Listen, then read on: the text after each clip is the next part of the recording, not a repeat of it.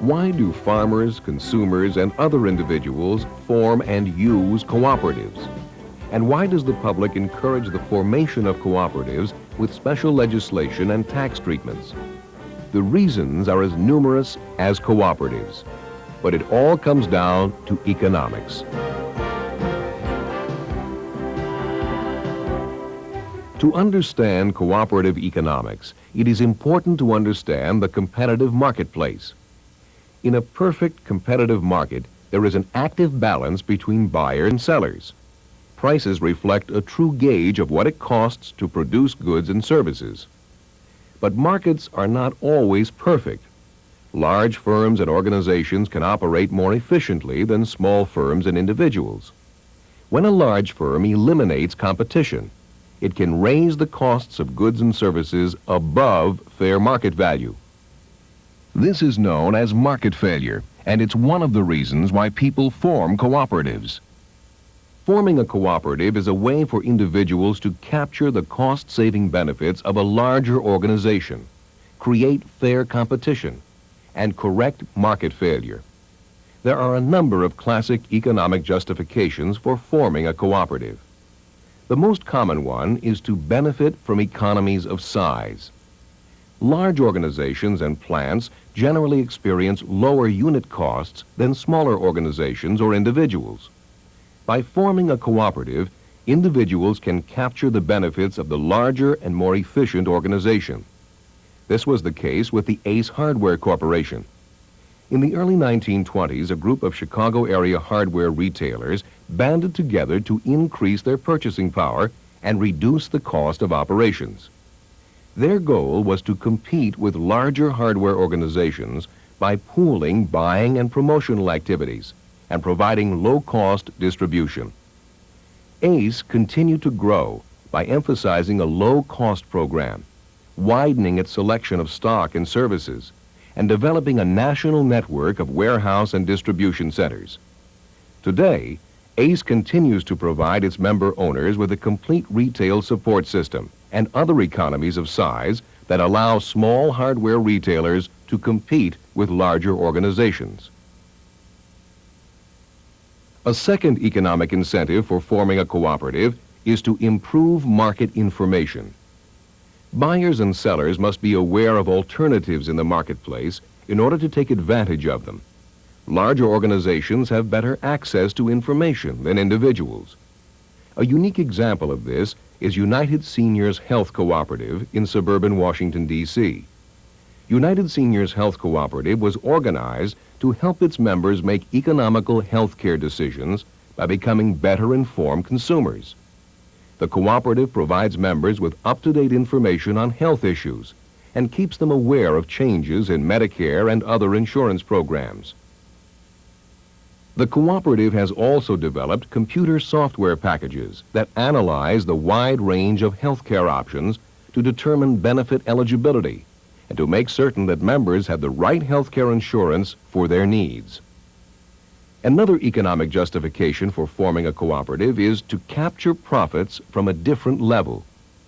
Farmers have found that by combining a wide range of functions in the processing and marketing system, they are able to earn larger returns, eliminate inefficiency, and above normal profits to middlemen. Dairymen Incorporated in Louisville, Kentucky was founded in 1968 to increase farmer member returns on their dairy operations. The cooperative processes, markets, and distributes members' products. Members' raw milk is processed into butter, powder, cheese, and long shelf life milk in plants owned by the cooperative. Products are then marketed and distributed over an area covering 15 Southeast and Middle Atlantic states.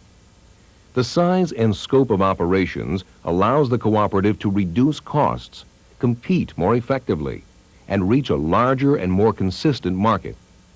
This gives members a larger measure of security and more profit. Cooperatives commonly exist to provide a missing service. When a service does not exist, or when an existing service is not serving its consumers' needs adequately, a cooperative is an economic alternative. Work on the Rasmussen farm in South Dakota was always hard, but especially so before the county had electric power. All the farm work, even the house chores, was done by hand. Nearby towns and cities had their own utility companies, but there was no profit incentive to provide power to the countryside. The Rasmussens, their friends, and everyone in the county decided to organize a cooperative to supply and maintain their own electric power.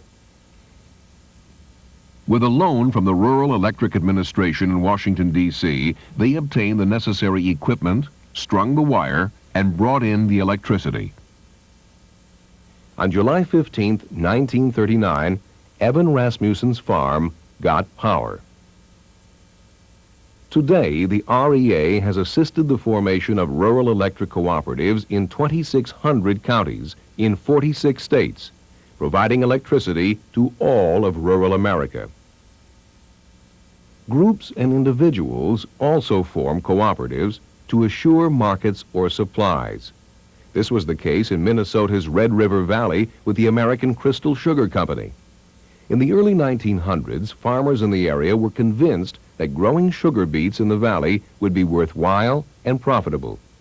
They convinced the American Beet Sugar Company to build a $1.5 million processing plant that made the dream of a beet sugar industry in the area a reality.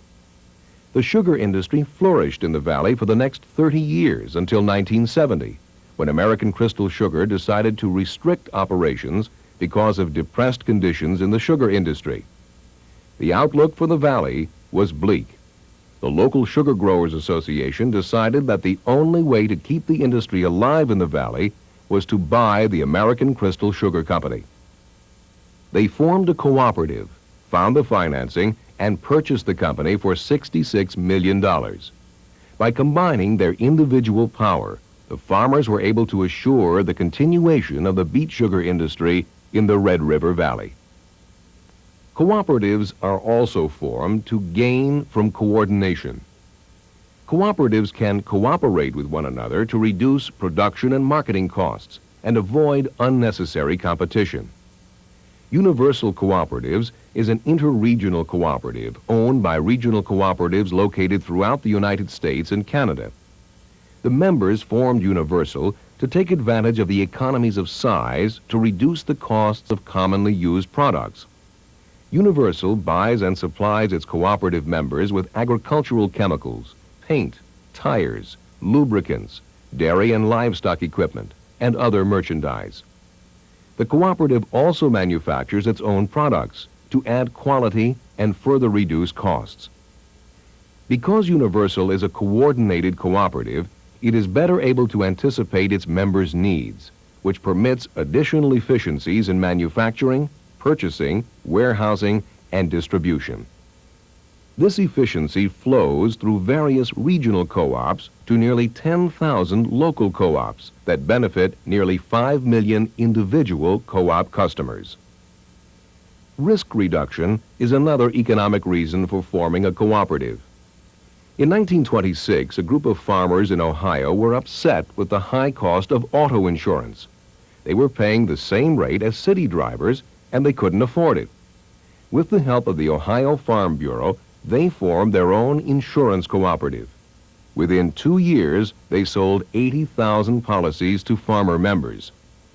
The idea worked so well, they decided to expand risk coverage into home insurance and then life insurance.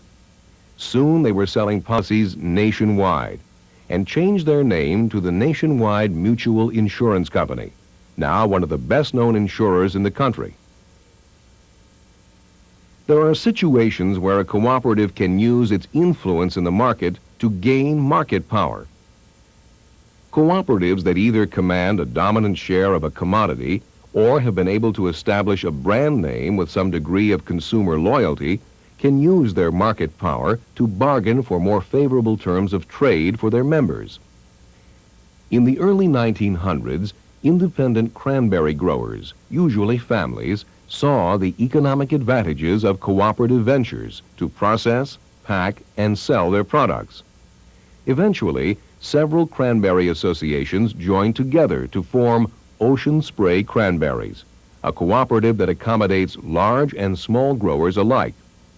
By effectively marketing products for its members, Ocean Spray gave independent growers a degree of security that attracted more and more cranberry producers to the cooperative.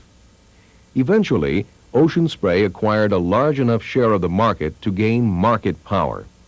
This allowed the cooperative to set the terms of trade in the cranberry market. It also allowed Ocean Spray to set the standards for quality and develop a wider variety of products.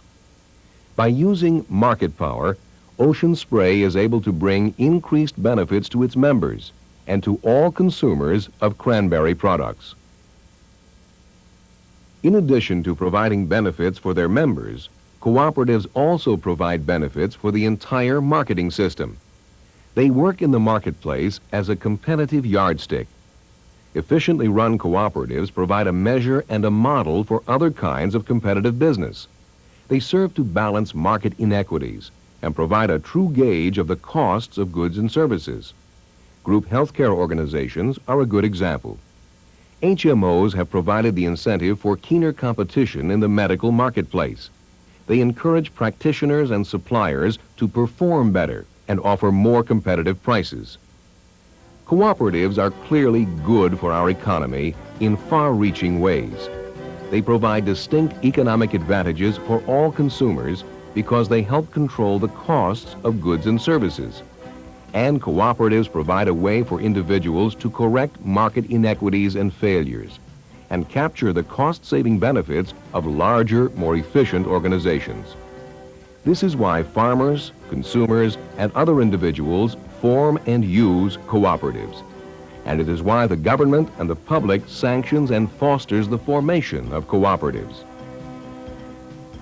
But the most important economic justification for cooperatives is that they are a uniquely democratic way for individuals to compete and thrive in our free marketplace.